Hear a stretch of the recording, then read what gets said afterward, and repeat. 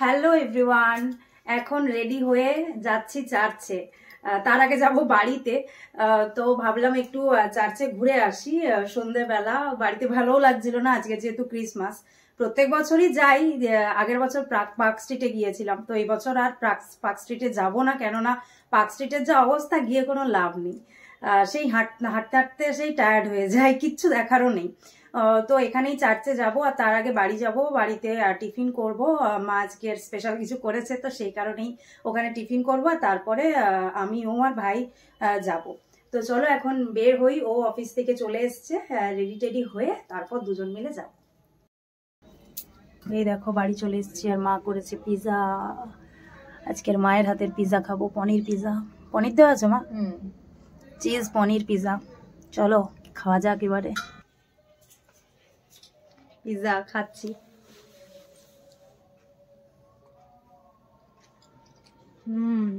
দারুণ হয়েছে।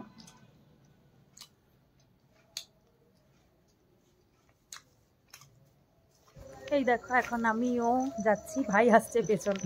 আমরা বলি এগোই, ঠান্ডা ঠান্ডা ওয়েদারে দুজনে ফাঁকা রাস্তায় বলছিলাম, ফাঁকা রাস্তায় দুজনে যাচ্ছি হেঁটে হেঁটে। বেশ সুন্দর মুহূর্ত। চলো যাই। ওই ফার্স্ট টাইম এখানে চার্চে রাত্রিবেলা যাবে, মানে 25 ডিসেম্বর যায়নি, এমনি টাইমে গেছে, রাত্রে ফার্স্ট। চলো যাই। কুকুর বাচ্চা, বাহ কি সুন্দর কুকুর বাচ্চা, দেখো ঠান্ডাতে কেমন হচ্ছে। এই দেখো ভাই অ্যাড হয়ে গেছে আমাদের সাথে। আদৌ দেখা যাচ্ছে কিনা আমি জানি না, ব্যাক ক্যামেরায় করছি ভিডিওটা। সামনে ক্যামেরায় করলে দেখতে পাবো। এই দেখো এখান থেকে সাজানো স্টার্ট হয়েছে। এই রোডে আমি কত পড়তে এসেছি, ইকোনমিক্স পড়তে আসতাম, এই রোডটা দিয়েই যেতাম, তখন একবার করে চার্চে ঢুকতাম। আমার এই রোডেই হচ্ছে ইকোনমিক্স স্যারের বাড়ি ছিল।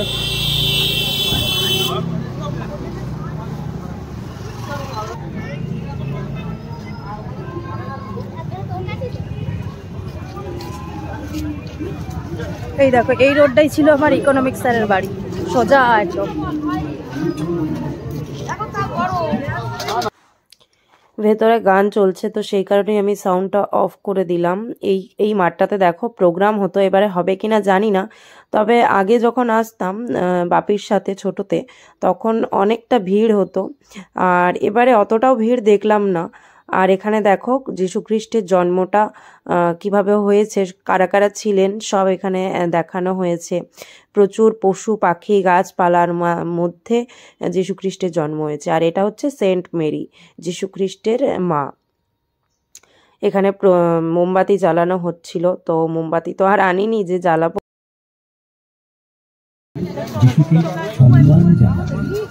অন্যদিকে গ্রামে রাখাল বালকদের কাছে স্বর্গদূত এসে যিশুর জন্মবার্তা জানালেন। রাখালেরা মুক্তিদাতার জন্মের সুখবর শুনে আনন্দিত হয়ে উঠল। চার্চের ভেতরটাও খুব সুন্দর করে সাজিয়েছে। এই দেখো প্রচুর লাইটিং দিয়েছে, তারপরে ফুল টুল দিয়ে সাজিয়েছে। চলো ভেতরে গিয়ে তোমাদের দেখাচ্ছি।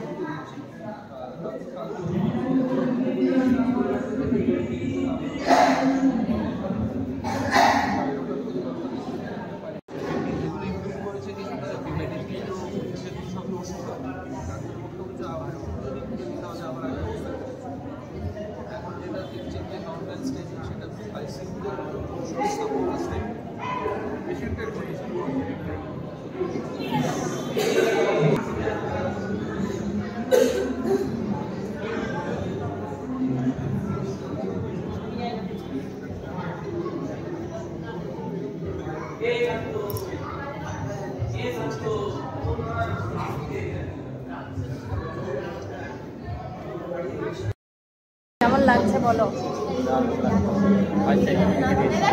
ভালো লাগছে? আগে আরো বেশি সাজাতো, এবারে অনেকটা কম দেখছি, আরো বেশি ভালো সুন্দরভাবে সাজাতো। আমরা সে একবার এসেছিলাম না ভাই, অনেক প্রোগ্রাম হচ্ছিল, অনেক ভিড় হতো, আর বাপির সাথে আগে আসতাম, খুব ভালো লাগতো। এখন অন্ধকার অন্ধকার লাগছে, কিন্তু আগে খুবই লাইট দিত, আরো বেশি লাইট দিত, আরো সুন্দরভাবে সাজাতো। অনেক মানুষ এখন আর এখানে আসে না, সবাই পার্ক স্ট্রিটে যায়, তো সেই কারণেই এইসব লোকাল যে চার্চগুলো আছে সেগুলোতে মানুষের ভিড় অনেকটা কমে গেছে, কি আর করা যাবে। এবারে আমরা যাব বাড়ি।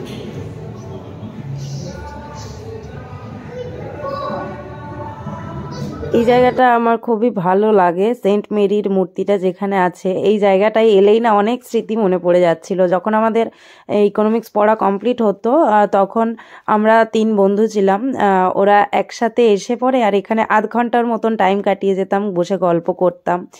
আর মানে ভালো লাগতো সেই দিনগুলো, সেই রাস্তাগুলো দেখলে বা সেই জায়গাগুলো দেখলে না এখন মনে হয় যে এইটা ওইটা করতাম, কত ভালো লাগে, সময়টা কতটা ভালো ছিল তখন।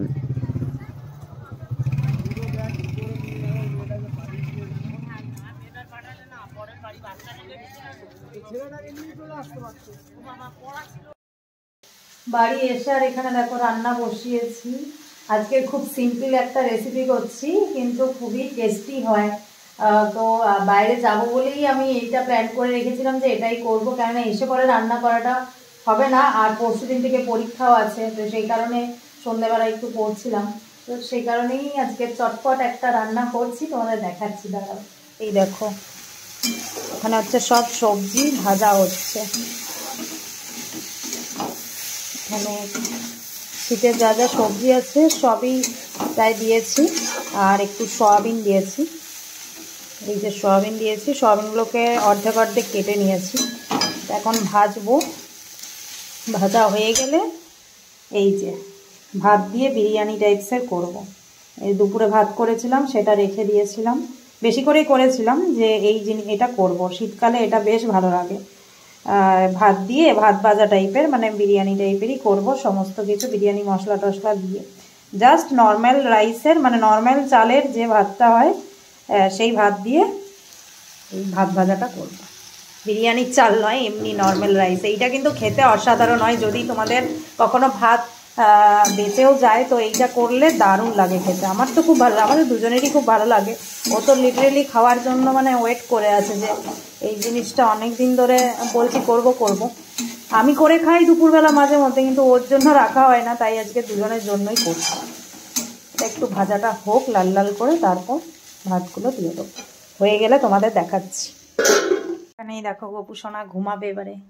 গোপুসোনাকেও ঘুম পাড়াচ্ছে, রাত্রিবেলা এটাও ওই করে মাঝে মধ্যে, আমি রান্না করি তো তাই জন্য ও করে, ও গোপুসোনাকে ঘুম পাড়িয়ে দেয়। এই যে গোপুসোনার বিছনা ready. Good night Gopu. Good night.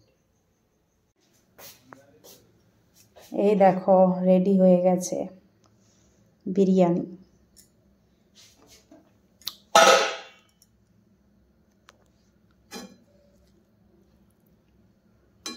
কেমন হয়েছে দেখো।